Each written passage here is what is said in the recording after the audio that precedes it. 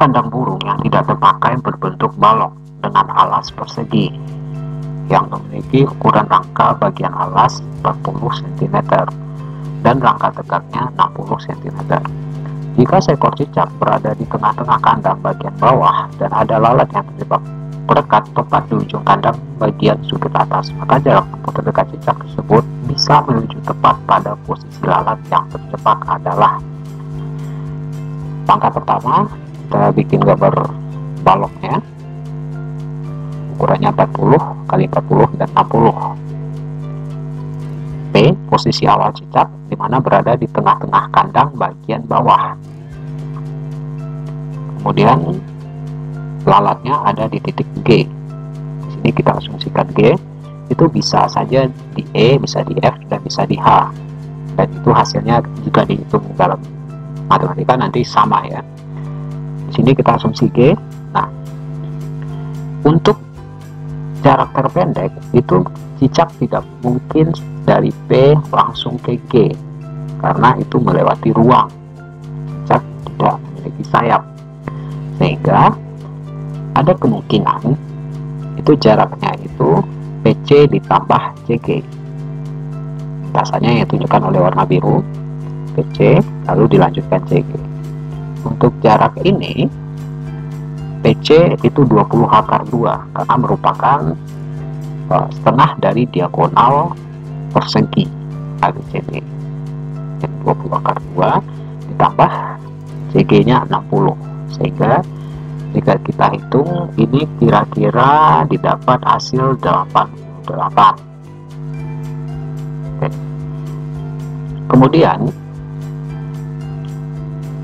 kemungkinan kedua, cicak itu bergerak menuju sebuah titik di rusuk BC.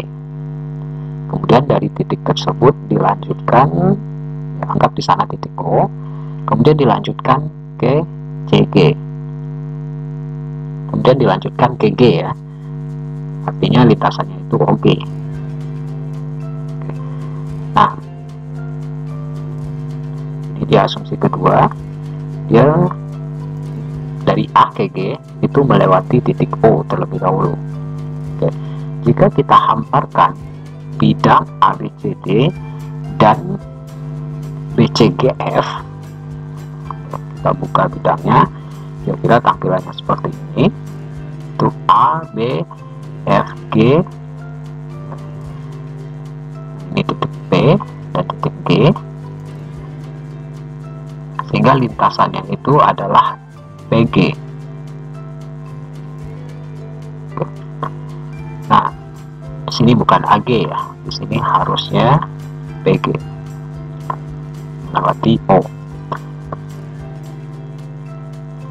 Nah, kita bantu dengan garis kuning pada bidang hamparan. Nah, kira-kira kalau garis kuning ini berada pada baloknya, itu kira-kira ini.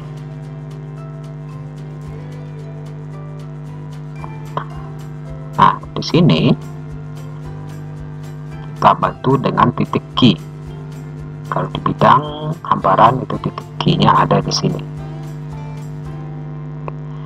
Kemudian kalau kita perhatikan itu PQ itu panjangnya 80.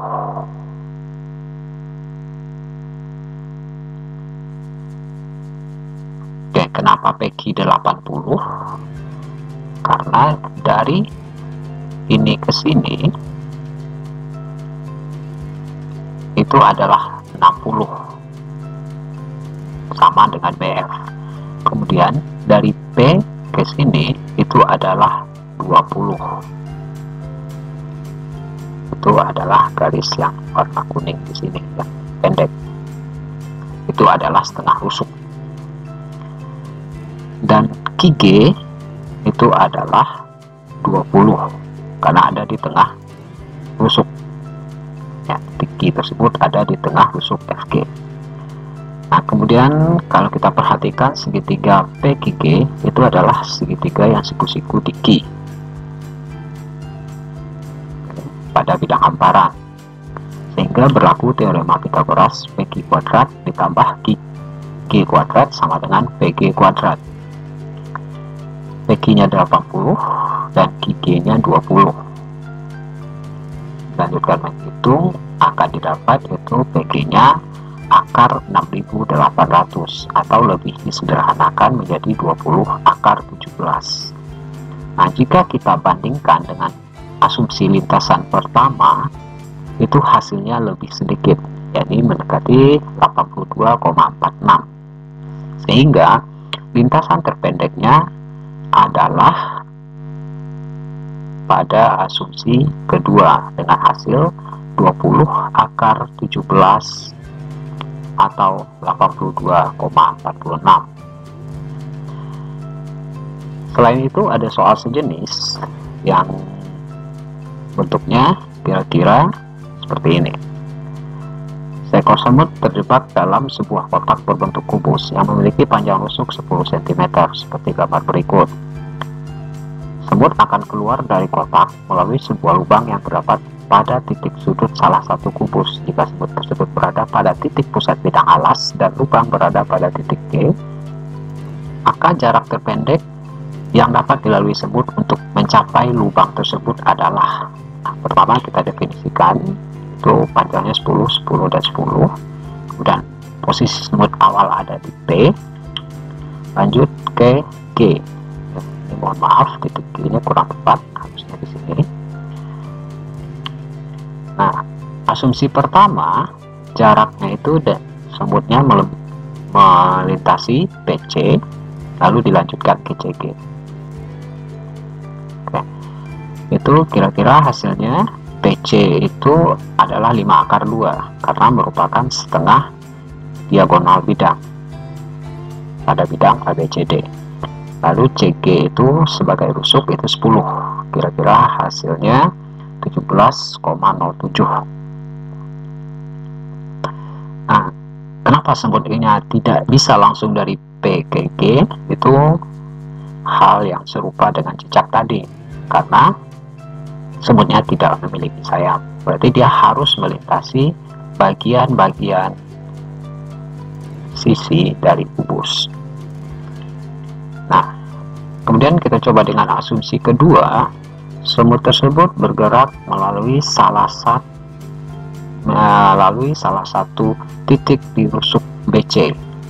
Kita anggap itu di titik O. Kemudian dari titik O itu dilanjutkan ke titik G. Asumsinya ya di sini harusnya itu titik P ya.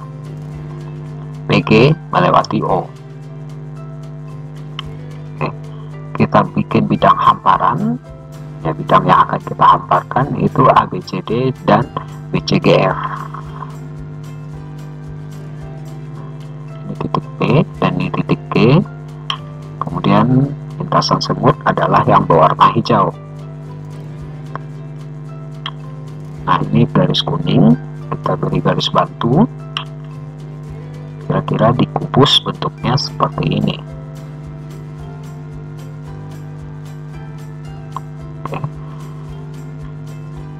Dan kita beri perpotongan garis bantu tersebut dengan rusuk FG dengan nama titik Q. Untuk bidang hamparan, titik Q ada di sini. Kemudian panjang PQ itu adalah 15, karena dari Q ke rusuk BC itu adalah 10. Kemudian dari titik sini sampai ke P itu adalah 5, sehingga panjang semuanya adalah 15.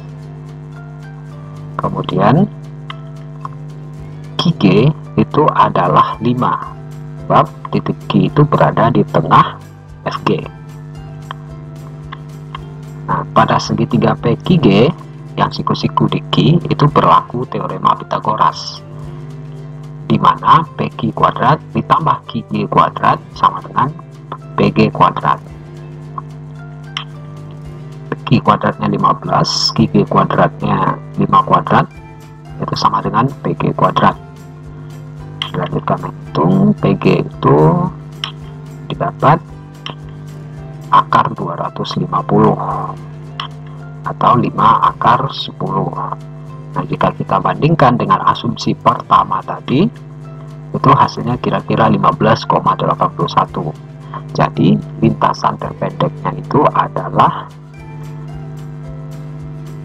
ketika semut melewati sebuah titik, di mana kita beri nama titik O, di bidang di rusuk BC.